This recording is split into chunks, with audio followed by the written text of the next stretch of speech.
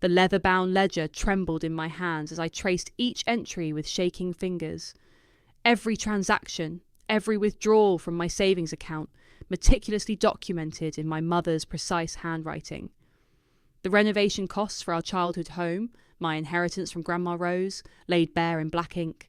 I'm Raquel, and this is how I discovered my parents had stolen my future. "Mom!"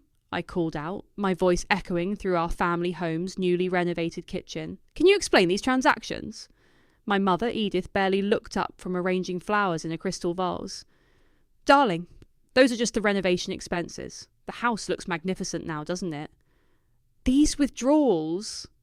I flipped through the pages, each number hitting me like a physical blow. "They're from my account, the one I've been building since college." "Oh, that." She adjusted a rose with practiced precision. "We needed the funds for the upgrades, and you weren't using the money for anything important." The casual dismissal in her voice made my stomach turn. "Not using it? I was saving for my own house." "Raquel, dear, you're being dramatic." She finally turned to face me, her perfectly manicured hands clasped in front of her. "When you get married like Quentin, you'll understand why we did this." "When I get..." The words died in my throat as realization dawned. "You're giving the house to Quentin, aren't you?" The slight smile playing at her lips told me everything. "It's his wedding gift." My father's voice came from behind me. I spun around to see him standing in the doorway, looking uncomfortable but resolute. "The papers are being finalised next week." "Dad, that house was left to me by Grandma Rose. You know that." "The house needed work, sweetheart," he said, avoiding my eyes. "And Quentin's starting a family. He needs it more than you do right now." I laughed, a hollow sound that surprised even me. "So you stole my savings, nearly $200,000, to renovate a house that was already mine just to give it to my brother?" "We didn't steal anything," my mother snapped, her composure finally cracking. "We made an executive decision as your parents. The money was put to good use and the house will stay in the family." "Just not with me," I said quietly. "Don't be bitter, Raquel. It's not attractive." My mother turned back to her flowers. "Besides, you're still single. What would you do with such a large house?" I stood there, clutching the ledger, watching my mother arrange roses while my father shuffled awkwardly in the background. 32 years of similar moments flashed through my mind. All the times they'd favoured Quentin. All the times they'd dismissed my achievements or desires because they didn't fit their perfect family narrative. "Where did you even find that ledger?" my father asked suddenly. "In Grandma's old desk, the one you were going to throw out." I held the book tighter. "Along with these." I pulled out a stack of papers from my bag. Emails, bank statements, transfer records. My mother's eyes widened slightly. "I want it all back," I said firmly. "The money, the house, everything." My mother laughed, the sound sharp and dismissive. "Don't be ridiculous. The renovations are done. The papers are being processed. Quentin and Audrey will be moving in next month. You can't just..." "We can, and we have." She stepped closer, lowering her voice. "Raquel, when you finally settle down and start a proper family, you'll understand that sometimes parents have to make difficult decisions for the greater good." "The greater good?" I repeated incredulously. "You mean Quentin's good?" "Your brother has always known what he wanted," my father interjected. "He's focused, successful." "And I'm not," I challenged. "That's not what we're saying," my mother sighed. "But look at you, still single, still searching for direction. This way, the house stays in the family, and you don't have to worry about maintaining it." I looked between them, my mother's practiced smile, my father's averted gaze, and something inside me hardened. Without another word, I turned and walked out, the ledger and documents clutched to my chest like armour. In my car, I pulled out my phone and dialed a familiar number. "Caleb? Remember when you said your cousin was a real estate lawyer?" I took a deep breath. "I need her number. Now." As I drove away from my parents' house, I caught a glimpse of myself in the rearview mirror. I looked different somehow, harder, more determined. They thought they could dismiss me, use me, control me with their twisted logic and manipulative love. They were about to learn how wrong they were. "These emails go back 3 years," I said, spreading printouts across Caleb's kitchen table. "Look at this one. Mum discussing renovation plans with contractors before they even touched my savings." Caleb leaned over, coffee mug in hand. "They were planning this for a while then." Planning, scheming, whatever you want to call it. I pointed to another email. Here's where Dad asked about transferring the deed. The lawyer actually advised against it because of Grandma's will, but they found a way around it. Your parents are nothing, if not thorough, Caleb muttered. My phone buzzed, a family dinner reminder. I groaned. You're not actually going, are you? Caleb asked. I have to. If I skip, they'll know something's up. The dining room that evening felt suffocating. My mother had outdone herself with the table setting, crystal glasses catching the light from the chandelier. Quentin and his wife Audrey sat across from me, while my parents took their usual positions at the heads of the table. The contractors finished the master bathroom yesterday, my mother announced, serving the salad. Quentin, you and Audrey will love the marble work. I stabbed a cherry tomato with more force than necessary. Actually, Audrey spoke softly, I was wondering about the original fixtures. They had such lovely character. Oh, darling, they were terribly outdated, my mother dismissed. Everything's modern now. Clean lines, neutral tones, perfect for a young couple. I couldn't help myself. Funny, considering Grandma specifically mentioned preserving the historical elements in her will. The table went quiet. Quentin looked up, confusion crossing his face. What do you mean in her will? Nothing important, my father cut in quickly. Just some general preferences she mentioned. They weren't preferences, Dad. They were conditions. My mother's fork clinked sharply against her plate. Raquel, this isn't the time. When is the time, Mum? After you've handed over my house to Quentin. Your house? Quentin set down his glass. What are you talking about? Before anyone could respond, Audrey's phone rang. She excused herself, leaving the tension to thicken in her absence. Grandma left the house to me, I said directly to Quentin, but I'm sure our parents forgot to mention that while they were renovating it for you. Is this true? Quentin looked between our parents. It's more complicated than that, my father began. No, it's not, I interrupted. They used my savings, without my permission, to renovate a house that was legally mine, so they could give it to you as a wedding present. We used family resources for family benefit, my mother said firmly. Quentin needs... What about what I need? I pushed back from the table. What about what Grandma wanted? I didn't know, Quentin said quietly. I assumed the house was just family property. Well, now you know. I stood up. Check the county records if you don't believe me. At least the ones from before Mom and Dad started making changes. Audrey returned, looking concerned. Everything okay? Perfect, my mother said brightly. Raquel was just leaving. Yes, I was. I grabbed my purse. Enjoy the house, Quentin. I'm sure the modern fixtures will help you sleep better at night. As I reached the front door, I heard quick footsteps behind me. Raquel, wait. It was Audrey. I had no idea about any of this. I believe you. I turned to face her. But it doesn't change anything, does it? She twisted her wedding ring nervously. I don't want this to tear the family apart. That ship sailed when they decided to steal from me. Walking to my car, I overheard voices from the dining room window. I don't understand why she's being so difficult, my mother was saying. Quentin will put the house to better use. He has proper plans, a family coming. But if Grandma left it to her... Quentin's voice. Your sister has always been emotional, my father responded. She'll come around once she sees how happy you and Audrey are there. I pulled out my phone and hit record, capturing their conversation. Another piece of evidence for my growing collection. They thought I was being emotional. Fine. I'd show them just how calculated I could be. Back home, I added the recording to my files and opened my laptop. The email from Caleb's cousin, the real estate lawyer, sat waiting in my inbox. My finger hovered over the mouse. They wanted to play games with property and inheritance. I'd play, but I'd play to win. I clicked the email and started typing my response, my grandmother's antique ring catching the lamplight as my fingers moved across the keyboard. The same ring she'd given me the day she told me the house would be mine. Time to make things right, Grandma, I whispered and hit send. The will is ironclad, Sarah, Caleb's cousin, said as she spread the documents across her desk. Your grandmother was very specific about her intentions. I leaned forward in the leather chair. But they still managed to transfer the deed. Through some creative manoeuvring, she tapped a document with her pen. They used your power of attorney, the one you signed when you were travelling abroad 3 years ago, to initiate the transfers. Can we fight it?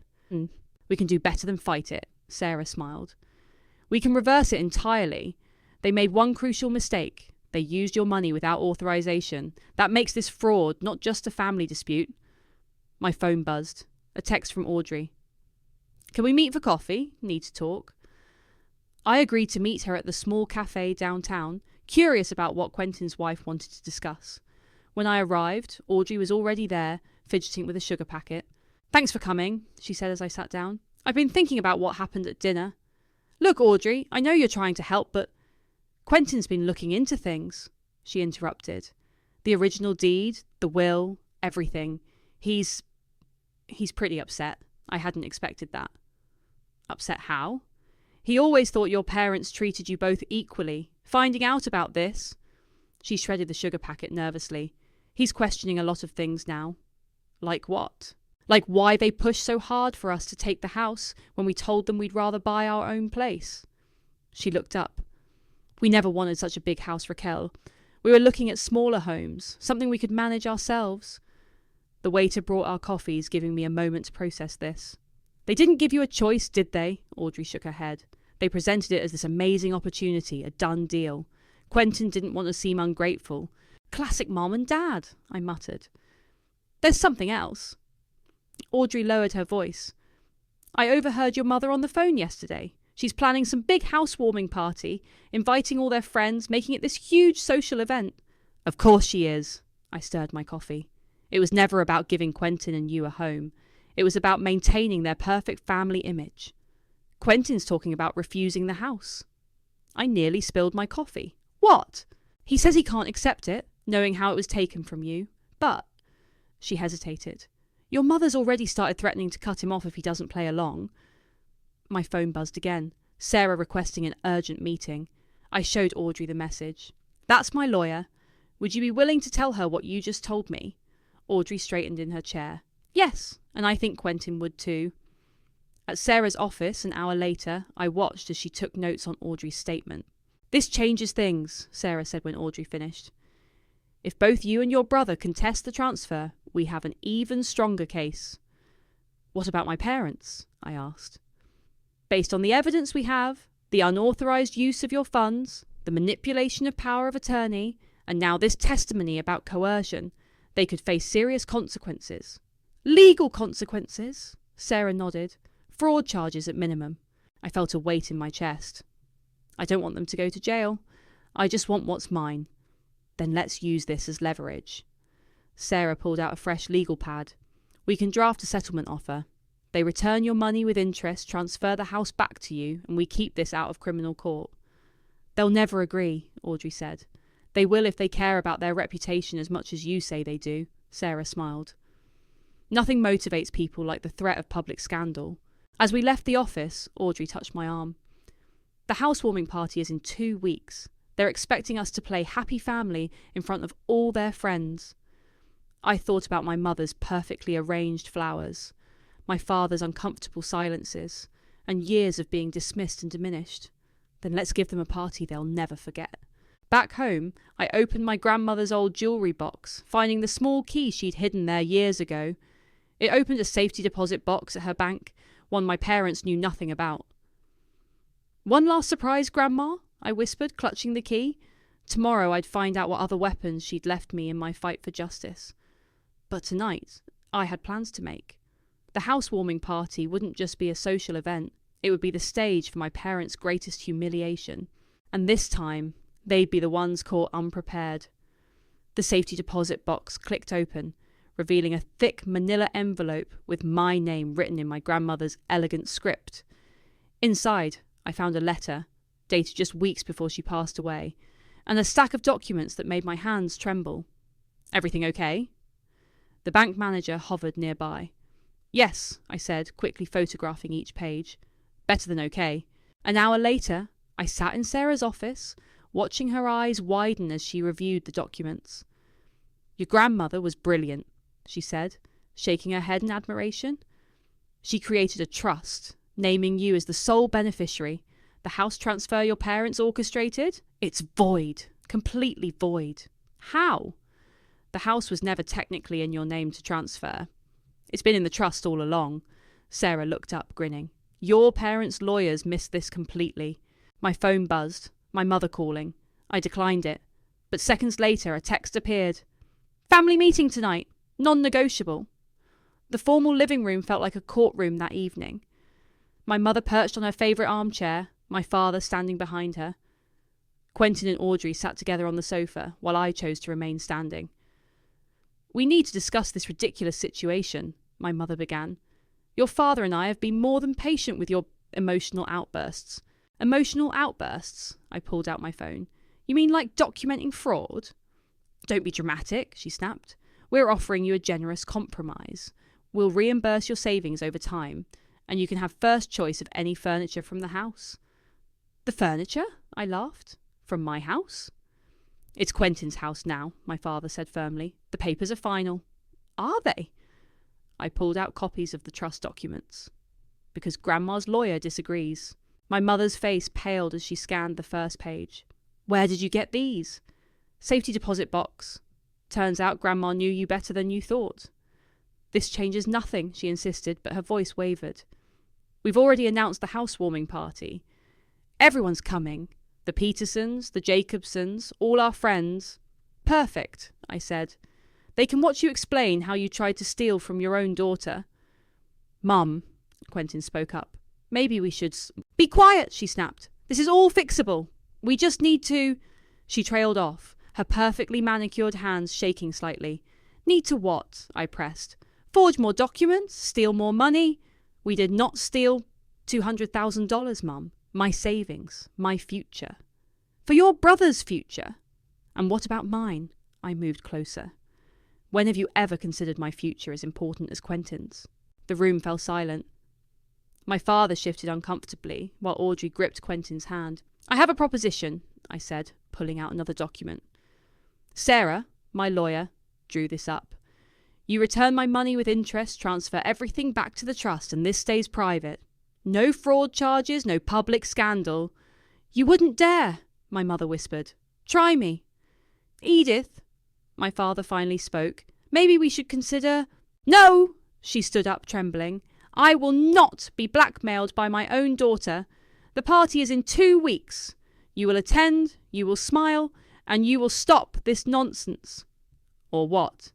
Or you're no longer part of this family.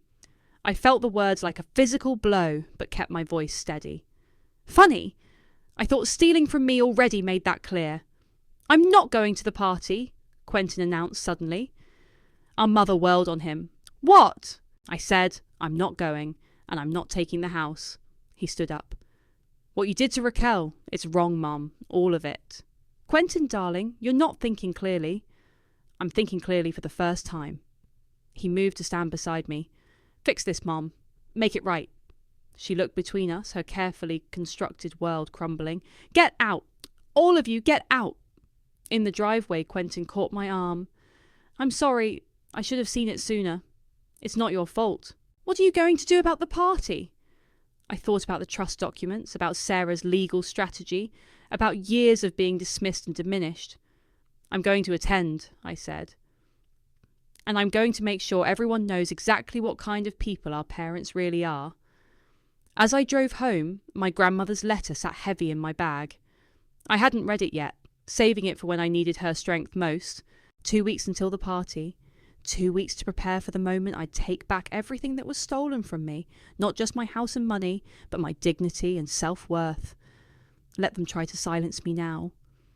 Finally alone in my apartment, I opened my grandmother's letter with shaking hands. Her familiar handwriting brought tears to my eyes. My dearest Raquel, if you're reading this, they've done exactly what I feared they would. Your mother never understood the true value of our home, not the walls and windows, but the love and history within them. I've watched her favour Quentin, dismiss your dreams, and twist every situation to maintain her precious image. That stops now. The trust documents will protect you legally, but this letter gives you something more valuable, the truth about why I left the house to you. A knock at my door interrupted my reading. Through the peephole, I saw Caleb holding take-out bags. Thought you could use dinner in a strategy session, he said, when I opened the door. The party's tomorrow, I said, setting the letter aside. Everything's ready. Are you sure about this? He unpacked containers of Thai food. Once you do this, there's no going back. They gave me no choice. I picked up my chopsticks. Sarah filed the final paperwork this morning. The trust documents are ironclad. My phone buzzed. Audrey calling. Raquel, your mother's here at the house, directing the catering setup. She's invited practically the entire country club. Perfect. More witnesses. She's telling everyone you're making a special announcement tomorrow. Audrey lowered her voice. I think she's trying to force your hand. Letter. I glanced at my grandmother's letter. How's Quentin holding up? Angry. He's been going through old family photos, seeing things differently now. The way they always pushed him forward, put him first. Tell him to save his energy for tomorrow. After hanging up, I turned to Caleb. Want to hear something interesting? The catering company Mom hired. They're the same ones who did Grandma's funeral, where she announced her will. The one your parents tried to override. Exactly, I smiled. Seems fitting, doesn't it? My phone buzzed again. My father this time. Raquel, please, he said when I answered. Your mother's not sleeping. Can't we discuss this privately? Like how you privately used my power of attorney. We thought we were doing what's best for everyone. No, Dad. You did what was easiest for you. Following Mom's plans, avoiding conflict, pretending everything was fine while she stole my inheritance. Don't do this tomorrow, he pleaded. Think about the family. I am thinking about the family, all of it, including Grandma's wishes. After he hung up, Caleb helped me review tomorrow's plan. The documents were ready, the timing calculated, every detail considered. Your mother's going to lose it, he said. That's the point. Later that night, I finally finished reading Grandma's letter. The last paragraph hit me hard. Remember, darling, the strongest people aren't those who never fall, but those who rise with grace and truth. Show them who you really are.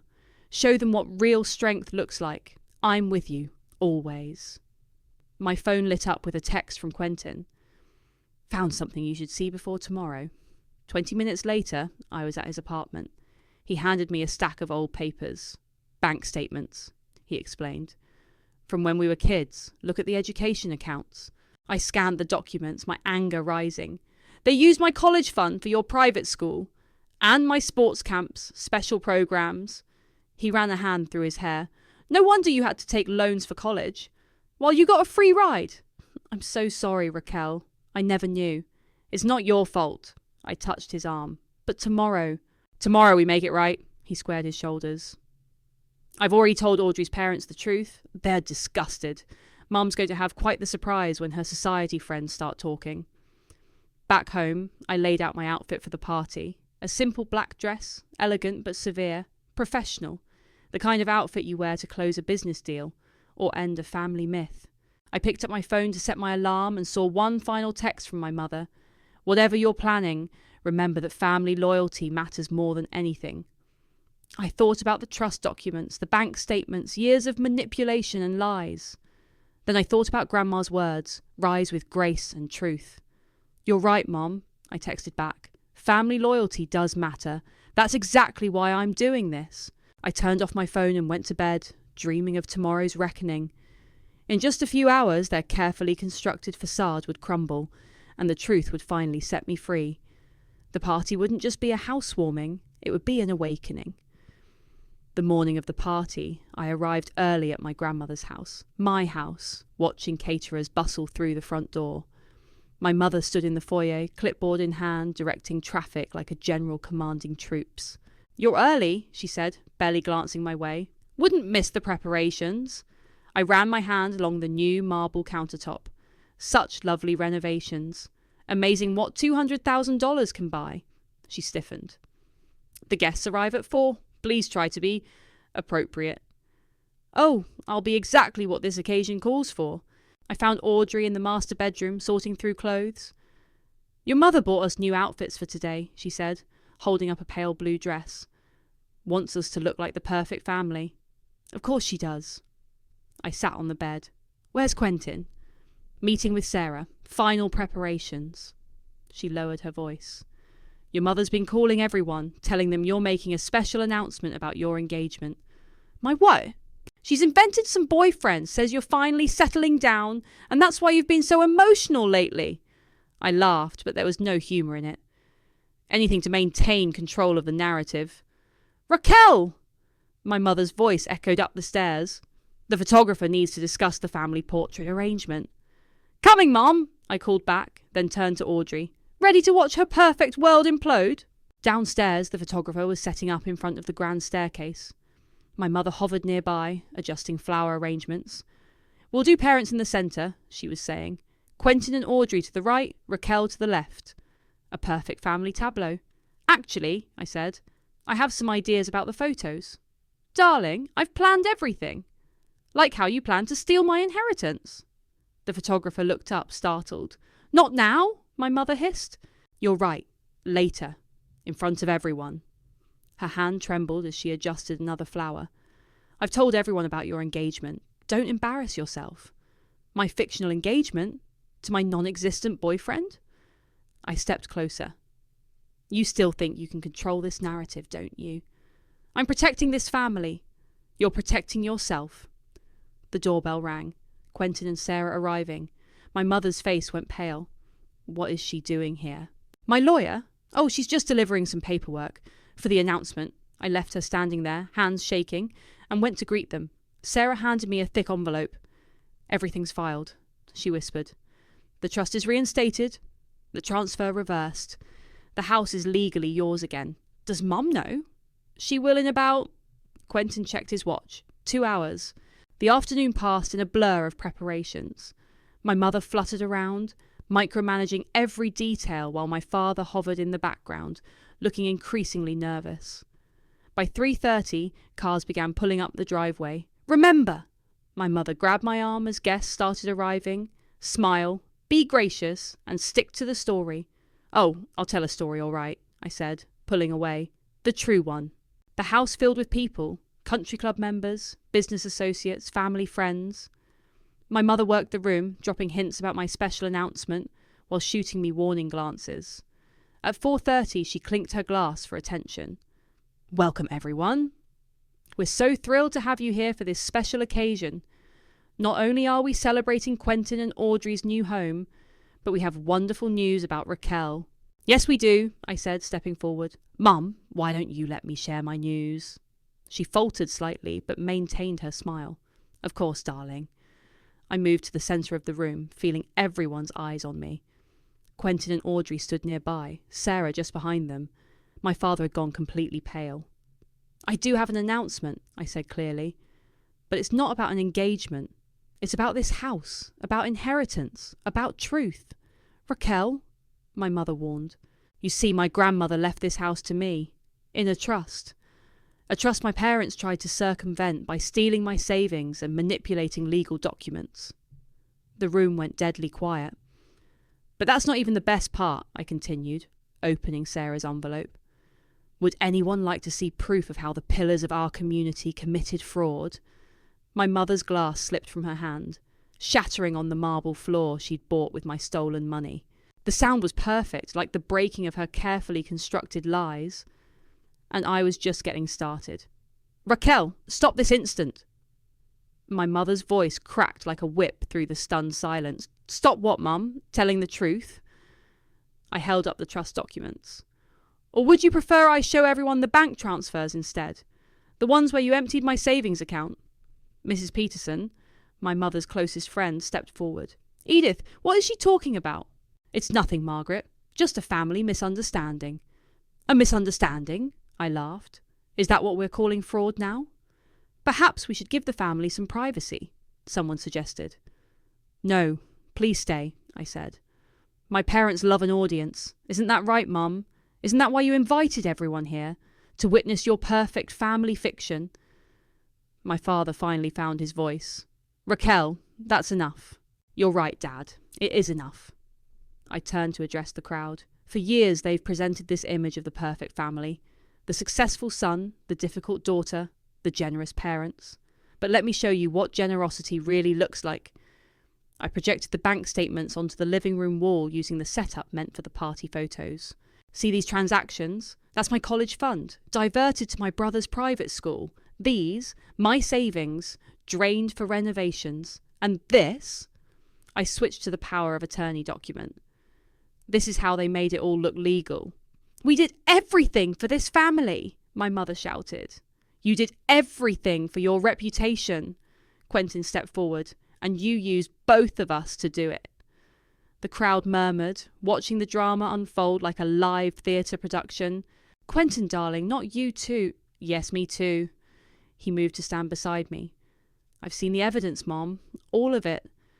How you favoured me, how you stole from Raquel, how you manipulated everything to maintain your precious image. Sarah stepped forward, documents in hand. Mrs. Hill, these papers reinstate the original trust. The house legally returns to Raquel's ownership, effective immediately. You can't do this, my mother whispered. Actually, we can and we have. Sarah smiled professionally. Would you like me to explain the fraud charges you're avoiding by complying? The room erupted in whispers. Mrs. Peterson clutched her pearls. Mr. Jacobson, my father's golf partner, slowly set down his drink and stepped away. All these years, I continued, my voice carrying across the room, you taught me that family means sacrifice. But the only one sacrificing was me. For your reputation, for your social standing, for your perfect family narrative. Everything we did, my father started. Save it, Dad. Your silence made you just as guilty. Audrey appeared with a box of my grandmother's photos. Should we show them these too? The ones showing whose house this really was? My mother lunged for the box, but Quentin blocked her path. That's enough, Mom. It's over. You're choosing her? After everything we've given you? Given me? Quentin's voice rose. You mean everything you stole from her to give to me? The crowd had begun edging toward the door, the perfect society party dissolving into scandalised whispers and shocked expressions. Wait, I called out. Before you go, one final announcement, the real one. I held up the trust documents. This house? It's hosting another party next month, a real housewarming, one where the rightful owner, me, will be moving in. You wouldn't dare, my mother hissed. Watch me. I turned to the remaining guests. You're all invited, of course, to celebrate truth, justice, and real family values. Mrs. Peterson reached the door, then turned back. Edith, I'll be resigning from the charity board tomorrow. I'm sure you understand. One by one, they filed out, leaving behind half-full glasses and the tattered remains of my parents' social standing. You've ruined everything! My mother collapsed onto the new sofa she'd bought with my money. No, Mum, you did that yourself. I placed the trust documents on the coffee table. You have until the end of the week to move out, and I expect my savings returned, with interest as agreed. Where are we supposed to go? That's not my problem. I picked up my grandmother's photo box. Maybe you can use some of that family loyalty you're always talking about to figure it out. As I walked toward the door, Quentin and Audrey beside me, my father called out, Raquel, please, we can fix this. I turned back one last time. No, Dad, you can't fix this, but I did. I fixed it for Grandma, for myself, and for the truth. Outside, the setting sun cast long shadows across the lawn. The house, my house, stood silent and strong behind us, like my grandmother's legacy finally set right. Ready? Quentin asked. I nodded, clutching the photo box. Time to start writing a new family story, one based on truth this time. The moving truck pulled away, leaving me alone in my grandmother's driveway. Inside, the house smelled of lemon polish and fresh paint, all traces of my parents' renovations stripped away, replaced with careful restorations of the original features. My phone buzzed with a text from Caleb. Need help unpacking? Already done, I replied. Just one box left. I carried my grandmother's photo box to her old study, now my home office. The morning sun streamed through the restored stained glass windows, casting rainbow patterns across the hardwood floors. A knock at the door interrupted my unpacking. Through the glass, I saw my father standing alone on the porch. What are you doing here? I asked through the screen door. Your mother doesn't know I came. He held out an envelope. This belongs to you. Inside was a cashier's cheque for my stolen savings, plus interest. We sold the beach house, he explained, to make this right. Nothing about this is right, Dad. I know. He looked down at his feet. I failed you. I failed your grandmother too. By standing by while Mom stole from me. By never standing up at all. He met my eyes. Your grandmother told me once that silence in the face of wrong is its own kind of lie. I never understood until now. The screen door still separated us, a fitting barrier. Where's Mum? At her sister's. He hesitated. She's seeing someone, a therapist. Voluntary or court-ordered? Voluntary, after everyone resigned from her charity boards after the country club. He shrugged. Something broke in her. Maybe something that needed breaking. Another car pulled into the driveway, Quentin and Audrey. We brought housewarming gifts, Audrey called out, carrying a plant. And pizza, Quentin added, following with boxes. My father stepped back. I should go. Wait. I opened the screen door. Would you like to see what I've done with the house? The real renovations? He followed as I led them through each room. The kitchen restored to its original warmth, the library's woodwork refinished, the sunroom returned to its former glory. Your grandmother would love this, he whispered. She does. I pointed to her photos, now hanging prominently on the walls. She's here in every corner.